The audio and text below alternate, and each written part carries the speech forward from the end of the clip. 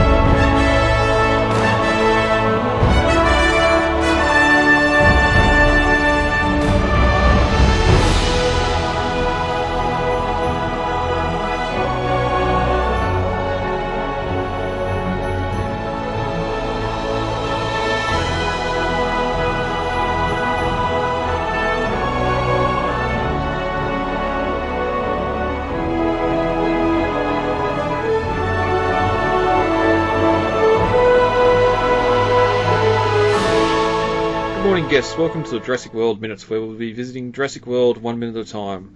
Hello, welcome to Isla Nublar. The gift shop opens at 8 a.m. I'm Brad.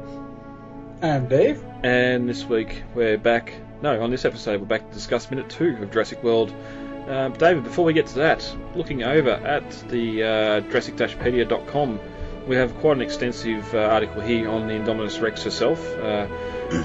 We're going to reference back to this article a fair bit during the course of the film because she is one of the major players, but more so just for this scene where we have the eggs in the incubator ready to hatch and its growth. Yeah, well, the Indominus Rex was one of those things I remember going all the way back. I was never really sure about the hybrid. I do think it was much better executed than it could have been. This was not like, I mean, there's still a psychopathic chimera, but it wasn't quite the what was that? The Ultimasaurus from the Chaos Effect line. Yep. Which is kind of what I think everybody kind of feared it would be at the beginning. And so, I mean, so this article basically goes down the line with the various genetic makeups, and things got like a dozen different animals shoved in this thing. I mean, there's kind of no wonder this thing went nuts like it did, you know? Yeah, and that's aside to the whole stuff Owen's going to put forward when he comes on screen too, if she's seen all this for the first time. But yeah, we've lucky enough, I've already been talking to Jay, and he's going to be coming back when we get the Indominus Rex intro on that, so we'll have a lot to talk about when we see her nearly fully grown. But As for this little, we're looking at sort of her growth and that, and how it's able to break through the eggshell and all this sort of stuff as well. Yeah, so they've got the fully adopted or fully developed claws there, so they can claw out of the egg. But yeah, we're going to definitely refer back to this article a fair bit over the course of the film. Anything else on that you want to discuss? Nah, I mean, we'll talk a lot more about this animal as we get to her, but yeah. Yeah, and we're going to talk a lot about the eggs and the babies here now anyway, so. Did you boys serve in the armed forces? Afghanistan, sir! Did your general ever fly into battle with you? Oh! Got it! Alright, Dave, ready to get into Minute 2. Yeah. As we ended Minute 1 of Jurassic World, we had some titles, and the grey material on the screen cracked open. Now as the heartbeat in the background continues, the camera starts to pull out as more cracks form, revealing an egg, and the titles, in association with legendary pictures. At the 9-second mark, a clawed hand bursts from the egg, Freedom. At the 12-second mark, with the sound effect of a rattlesnake, we get the Jurassic World title. The camera continues to pull back away from the first egg to reveal a second, as the heartbeat sound in the background intensifies. At the 24-second mark, the second egg begins to crack. As we start to move back in on the first egg again, the little clawed hand is moving freely outside, scratching at the egg, covering the animal's face inside.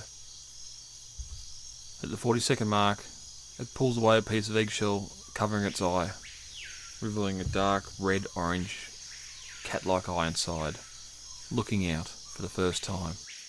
At the 49-second mark, we once again cut to white as an animal snarls. And as the minute ends with what sounds like a snowstorm blowing in the background, a big black foot booms onto the screen, followed by a second, and they start jumping around in the snow. Scene 1 here, we've got the whole eggs in the incubation room in the lab here. We continue to get the eggs start to crack open from minute 1, and that's where we get to our second Legendary Pictures title, which means all 3 major players get their titles revealed twice. First on the black screen, and now here with the eggs hatching. Looking at the eggs here briefly too, we know going back to Jurassic Park how they use infertile ostrich eggs to grow the raptors, and especially and how that egg shape changed by the time we got to live animals breeding on sauna with the raptors in JP3 specifically. But here we are with some big real looking eggs, and considering we're growing a hybrid in here, do we think they've taken a Tyrannosaur, or we know later on there's going to be Carnotaurus, and that they're some other similar egg size that they have maybe not been fertile, or just taken over the embryo inside with all the stuff jammed in for the Indominus? I don't know. I mean, because in the first film too, I mean, they had they call them unfertilized ostrichen emu eggs. But then the raptor eggs were clearly not that. I mean, they're just too small, the wrong shape, all that. So it's kind of interesting because in the novel they used more plastic eggs. They were using these like specially developed eggs that kind of simulated real eggs, but as plastic. Which makes a lot more sense when you have different size animals. You need different size eggs, obviously. Exactly, yeah. And even later on, we do get to see more of this lab in the Innovation Centre. You can clearly see there's various size eggs in there being grown. So whether they're just nurturing, well, there's no breeding, so these have to be still being fertilised by the labs. Yeah, and it's just a shame that we never sort of got that plastic egg description or explanation in the first film, because now these don't look plastic. The way it's sort of cracking apart at the 8-second mark here, we sort of get the small gangly. You just kind of dropped out, man. Oh, sorry. Yeah, you kind of dropped out at right after like you just dropped out like about 5 seconds. All right. Okay. Yeah, so it's sort of a shame we never got the explanation in Jurassic Park that they're using the plastic eggs, where now we see in the lab, especially in future minutes, where there's eggs all sorts of different sizes. But as this one here starts to crack open, you can see it's clearly an egg. I don't think plastic would crack open this way unless they had some sort of design flaw in it so they could open easier. Because we start to get the gangly little free-clawed hand breaking out for the egg here, and those needle-like claws and dark skin that's on the hand. Very sort of slasher-ish. Yeah, like Freddy Krueger claws. Yeah, as you read before the article, they need them to get out of the egg, but I don't know how these sort of needle-like claws would be helpful to break the egg open. You'd think they'd snap or bend. I think that's the Therizinosaurus DNA that comes in, because I remember, I think it was Trevorrow said that they used Therizinosaurus DNA, and that's what helps inspire the giant kind of oversized claws. And so that's probably the Therizinosaurus DNA coming through with those giant oversized claws, breaking it out of the egg. It's not something that it naturally needs to break out of the egg, but it's just something that's genetically inherent in its design. And so that's just something that it has. You can't really help it, you know? Yeah, yep. We also get a little bit of a rattlesnake sound effect here too, as the Jurassic World title comes across the screen as well. And this sort of leads us to a bit of a theme with the openings. Jurassic Park, of course, being on the black screen, Lost World being on the outdoors shot, Jurassic Park 3 going back to the animated logo, and Jurassic World returns to the titles and the shot, and then Fallen Kingdom opens with the animated logo again. So we might assume that Jurassic World 3 opens with the credits on the black screen like the franchise started. We know now that they're gone back to that original logo, or similar, very similar logo with the red background in it, and font. But we pull back here to reveal a second egg, as it too is starting to crack and the animal hatch. And there's sort of a wheezing sound that you can hear here. I don't know if it's the animals themselves laboured breathing or if it's some sort of equipment in the lab that's making the sound. But it might sort of, we know from Fallen Kingdom and that with the Indoraptor there how it was pretty much the same, just all thrown together, and we didn't see a lot of it during the film, but in backstory in that it was supposed to be wheezing, carrying on sort of General Grievous like that as well, just because it had been experimented and put together. So yeah, unsure if this wheezing we can hear is coming from the actual animals being hatched or if it's equipment in the background. Mm-hmm. And we pass around the second egg and return back to the first as again that small hand pulls away a piece of eggshell, and in the background you sort of see the lab technicians moving around, and you can see that amber wall that we're going to see later, so we know this is in the Innovation Centre. It's not some secret lab anywhere. This is there on show for all to see as these animals are born, we assume. Yeah. I always kind of thought that the second egg here, the one that's starts hatching right after the first one does, was the one that was the Indominus that we actually see later in the movie. That was the sister that survived. Mm-hmm. Just because, I mean, yes, this one breaks the egg first, but the second one is the one that focuses in, and it's the one that we get the eyeball from. You know, I mean, it does it faster and stronger than the first one, you know? Yeah, it's the first out of its egg. We sort of get the ominous music here as we pick up and sort of zoom in as that big orange eyes looking out at us from that egg. It seems like a bit of a Chekhov's gun here. Having the two here, it seems like the two are going to play a part later on, even with Claire's throwaway line that she ate it, it was dead.